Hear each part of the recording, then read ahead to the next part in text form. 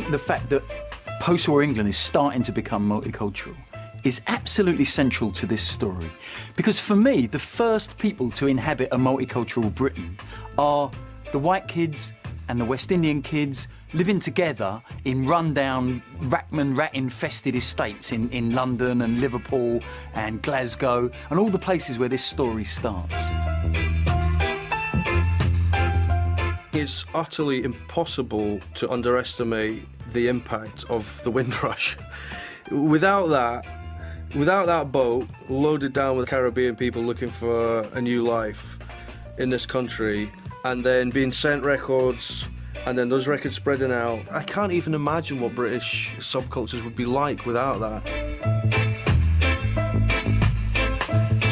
Multiculturalism, it was always going to take root firmly in Britain because of our imperial past. You know, that is, every action has a kind of reaction, and you can't spread roots of your own society out into the world without something then coming back, and also coming back onto what was ostensibly a tiny island.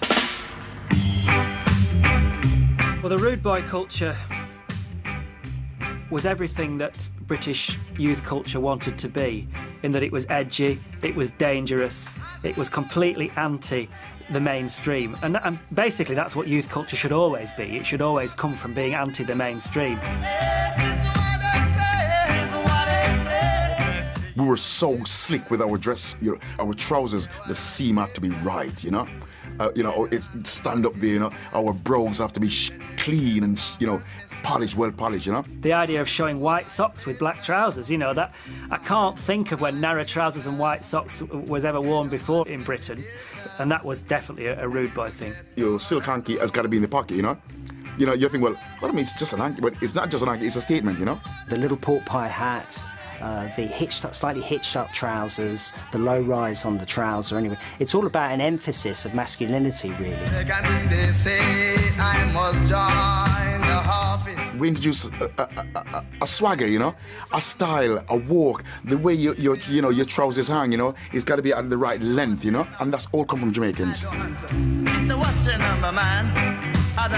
So you get people from the West Indies bringing over mento and scar, wearing their trousers a little bit higher, wearing their pork pie hats with slightly shorter brims, walking in a very different fashion. And you mix that up with kind of traditional English elements of braces and a Crombie coat and a pair of loafers and brogues. What have you got? Skinheads. Okay, skinheads, get up, get set.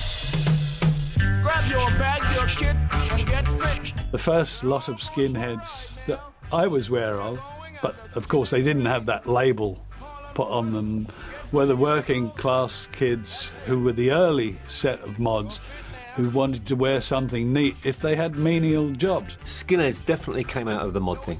There's no doubt about that at all. They were the younger brothers. They weren't even called skinheads. That was a media term. Move around, don't sit there now. Skinheads are hard, no-surrender, militant working-class mods. Really stripped down. They've taken that mod look and they've taken it right back to its kind of essentials. It was a really cool, underground, subversive thing, just like the mods. You couldn't read about it in magazines. There was just only a couple of shops. Hardly anybody knew about them, you know. And then all of a sudden, yeah, it did explode. I couldn't say these kids were racist in the way that, you know, that I knew that the larger society around me was, in terms of, you know, the Caribbean population that was coming into the country at that time. They were, I don't know, I don't really think they even thought about it.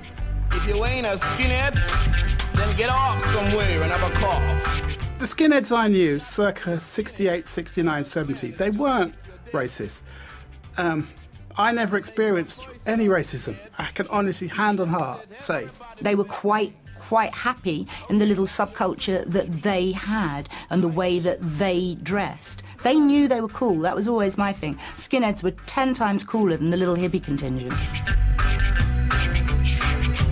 It's a style and a musical thing that and to me that's what brought black and white together.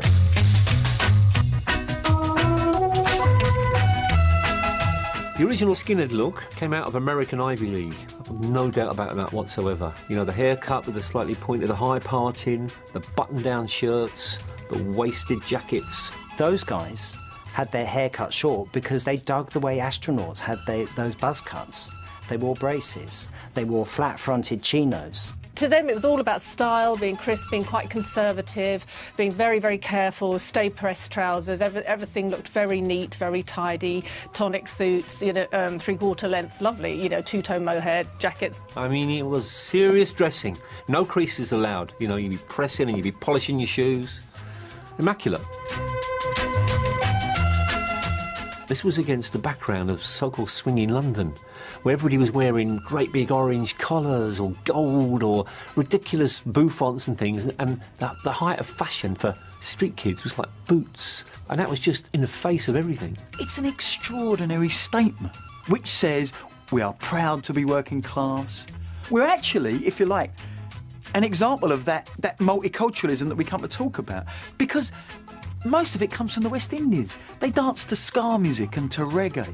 They kind of ape the looks of the black kids who share the same council estates as them. It's no surprise that skinheads grow up in those tough inner city areas that are shared with black and white.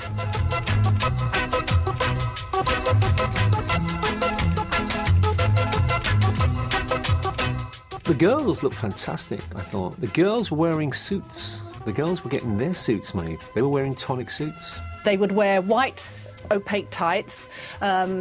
They'd wear patent leather brogues, black shiny brogues, lace-ups, two-tone mohair skirts. And then at the top would be more like the boys. They'd often wear braces and a white shirt, Ben Sherman shirt, and then their hair cut into a feather cut, but very thin, wispy bits like that. The first generation girls weren't as exaggerated, I think, as the second generation girls, you know. But they did look pretty cool with those bits just hanging down. I thought it looked great, really.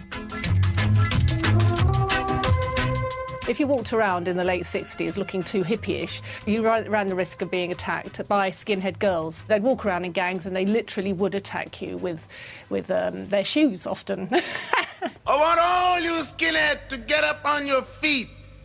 Put your braces together and your boots on your feet and give me some of that old moon stamping. The skinhead is an obvious folk devil who can inspire moral panic, and I think that it's very, like everything, it's very difficult to tar people with the same brush.